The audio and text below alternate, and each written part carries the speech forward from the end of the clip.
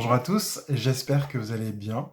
Alors voilà, comme vous avez pu remarquer, là, j'évolue dans un nouvel environnement de travail, plus spacieux, plus ergonomique. Alors, il y a encore beaucoup de choses un peu à gauche et à droite, mais bon, il faut que je mette un peu d'ordre. Voilà, c'est un cadeau de ma famille, enfin, que je dis merci. Voilà, comme je dis, il faut juste encore que je déménage mes affaires, que je remette les choses en place, que je mette les choses en ordre. Et en parlant d'ordre, ça, j'aime bien rebondir bien sûr sur ce que je dis, mais ça m'a fait penser à Genèse 1, 1, 2. Et donc je prends le passage que je vais lire avec vous.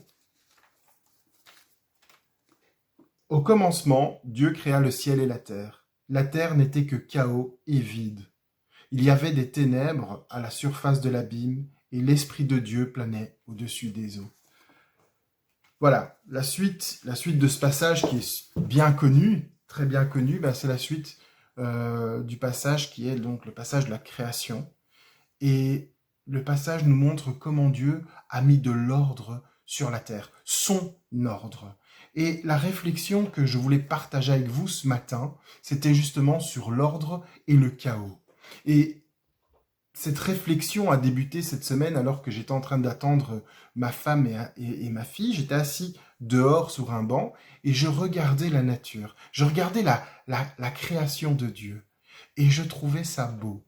Je trouvais ça beau dont la façon dont les villes mettent des touches de verdure par-ci par-là, des bacs de fleurs, des arbres plantés le long des routes, la façon dont les gens taillent les haies de leur propriété, embellissent même parfois leur devanture par des fleurs, les allées avec les pavés. Je trouve l'architecture humaine belle. Et on voit qu'il y a une réflexion derrière, qu'il y a un travail, des lignes droites, des formes géométriques, des formes régulières, de l'espace, de la lumière. Tout a l'air d'être en ordre. Du coup, un peu plus tard, en passant à côté d'une zone verte non modifiée par l'homme, j'avais l'impression de regarder une zone chaotique. Les arbres et la végétation, on avait l'impression qu'ils poussaient un peu n'importe où, un peu n'importe comment. Il n'y avait pas d'ordre. Un arbre pouvait pousser à côté d'un autre arbre d'une autre espèce. On avait des plantes qui poussaient, on sait qu'elles cherchent toute la lumière, mais voilà, il n'y avait pas d'ordre, pas de ligne directrice. D'ailleurs, si on prend comme exemple la forêt amazonienne, si on regarde la forêt amazonienne, rien n'a l'air d'être en ordre. Et je pense que si l'homme devait y mettre de l'ordre, je pense que la majorité des arbres seraient en ligne droite. Il y aurait de l'espace entre les arbres. On aurait enlevé la végétation au pied des arbres. On aurait fait des sentiers. On aurait mis de l'espace pour que la lumière puisse entrer dans cette forêt. Et pourtant, tout ça m'a fait penser à Genèse 1, 1, 2. Et en comparant les deux, la nature sans l'intervention humaine,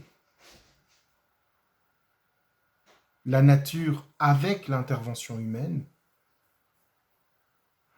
on se rend compte que lorsque l'homme n'intervient pas dans la nature, c'est l'ordre de Dieu.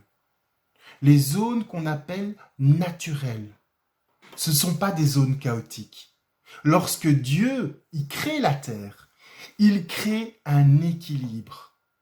D'ailleurs, souvent, ce sont ces espaces naturels, non modifiés par l'homme, qui font les plus belles photos sur Instagram. Les gens aiment bien aller dans ce genre de spots, comme on appelle, et se prendre en photo. Des espaces naturels non modifiés par l'homme. Une grande majorité des scientifiques l'avouent. Si on retire l'homme de la terre se portera mieux. Et avec le temps, la terre se rétablira des souffrances que l'être humain lui a infligées. On a l'impression que l'homme veut soi-disant mettre de l'ordre sur la terre, mais il la détruit. Si on peut prendre par exemple ces derniers temps, et c'est un peu à la mode, on parle beaucoup du changement climatique. Et là, l'être humain a sa part de responsabilité. On a les gaz à effet de serre, la surconsommation, les usines, le pétrole, et j'en passe, la pollution, la pollution. On veut tellement consommer qu'on a mis au fil du temps des tactiques, des produits chimiques, des techniques nocives pour qu'on puisse sortir du sol plus que ce que la terre peut produire. Je pense que c'est au mois de juin ou juillet, si je ne me trompe pas, de cette année, que nous avons déjà consommé tout ce que la terre peut produire en un an. Là, on vit à crédit. La terre est épuisée. Et ça, c'est pas la volonté de Dieu, mais le désir de l'homme. Au lieu de respecter la terre, le cadeau que nous avons reçu, parce que jusqu'à preuve du contraire, la terre n'est pas une création humaine, c'est pas un homme qui a décidé de créer la terre pour que nous puissions y vivre. La terre est un cadeau de Dieu. Et nous participons à sa destruction. Cette année, en Belgique, nous avons eu des inondations. Et beaucoup s'accordent à dire qu'au-delà de la catastrophe naturelle, cela s'est aussi arrivé à cause du fait qu'on construit beaucoup trop. On remplace la nature, les champs, les bois, on les remplace par du béton. Et l'eau ne trouve plus son chemin naturellement. À force de faire n'importe quoi, l'homme crée le chaos dans l'ordre que Dieu a mis sur terre. Et on se rend compte que l'ordre de Dieu n'est pas l'ordre de l'homme. L'ordre de Dieu n'est pas le chaos, mais un équilibre qui permet la vie. On peut le lire ici, dans le passage de la Genèse. La terre était informe et vide, la terre était chaos. Et Dieu a remis de l'ordre.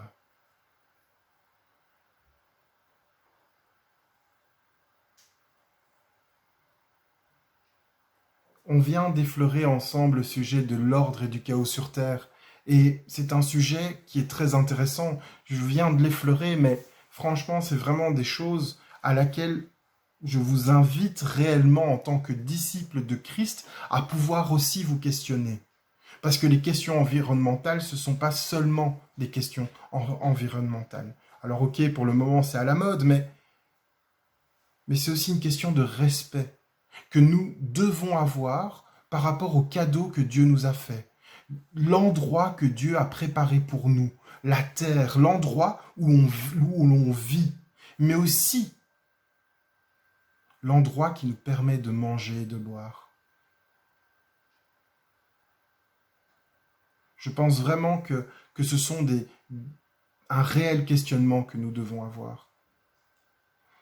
Et pour aller vers la conclusion, j'aimerais parler d'un autre aspect de l'ordre et du chaos dans notre vie personnelle. Parce que humainement parlant, on a une idée claire de comment on veut mener notre barque.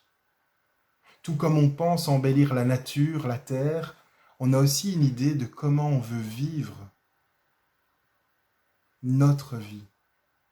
Et lorsque les événements de notre vie vont dans le sens qu'on veut, on pense que tout est en ordre, que tout va bien. On atteint une vitesse de croisière. Alors pour certains, c'est, voilà, on a été à l'école, on fait des études, on trouve un bon boulot, et puis voilà. On vit, on part en vacances, voilà. On achète une maison, voilà. On a une voiture, voilà. On pense, voilà. C'est ça que j'avais envie dans ma vie. Et on pense que parce que ça se réalise, tout est en ordre. Et puis, parfois, ça peut arriver. Il y a un grain de sable qui vient tout chambouler. Et tout s'écroule. Tout ce que nous avons imaginé s'écroule. Et là, on pense que le chaos entre dans notre vie.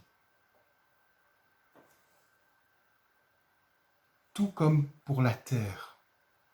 Il ne faut pas qu'on oublie que l'ordre de Dieu n'est pas l'ordre de l'homme. Lorsque Dieu crée la terre, il aurait pu, d'un claquement de doigts, créer une terre directement prête pour l'homme. Non, il est allé étape par étape, comme pour nous enseigner que du chaos, après son intervention, il a remis de l'ordre pour la vie, pour notre vie. Dieu permet qu'il y ait le chaos dans notre vie pour y remettre de l'ordre. C'est un peu comme quand on range notre chambre ou une autre pièce de la maison. Mais quand on fait du rangement, à un moment, tout est sans dessus-dessous, tout est n'importe où.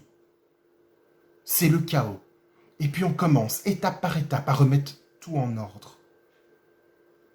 Et j'ai l'impression que, au travers de ce passage dans Genèse 1, 1, 2, et plus loin, on part du chaos pour commencer à remettre étape par étape de l'ordre, pour arriver jusqu'à l'homme, pour arriver jusqu'au point culminant de la création, l'homme. Lorsque Dieu met de l'ordre, il chamboule tout. Il remet en question la sagesse humaine. La sagesse humaine qui court après la mort. On peut le voir dans la vie de tous les jours. Alors que Dieu, lui, il donne la vie. Nous, en tant qu'êtres humains, nous sommes plus souvent attirés par les flashs, les paillettes, que par la lumière. Plus attirés par ce qui brille que par ce qui éclaire. Par la facilité plus que la réalité. Et oui, parfois Dieu permet qu'il y ait le chaos dans notre vie. Et si nous le laissons agir en lui faisant confiance, parce que Dieu veut absolument remettre de l'ordre dans notre vie. Si nous le laissons agir en lui faisant confiance, étape par étape, il rapportera la vie. Que là où il y avait la mort, il y ait la vie.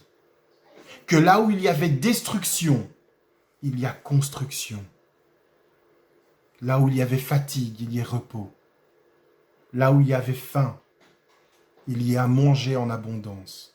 Là où il y avait soif, il y a à boire en abondance. Là où il y avait la guerre, qu'il y ait la paix. Dieu veut nous apporter un renouvellement dans notre vie.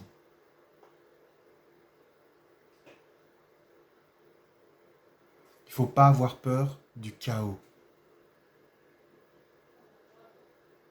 Il faut laisser Dieu agir pour qu'étape après étape, il remette son ordre. Au travers de sa création et de comment Dieu agit dans notre vie, nous pouvons affirmer en tant que fils de Dieu que l'ordre de Dieu est parfait en tout.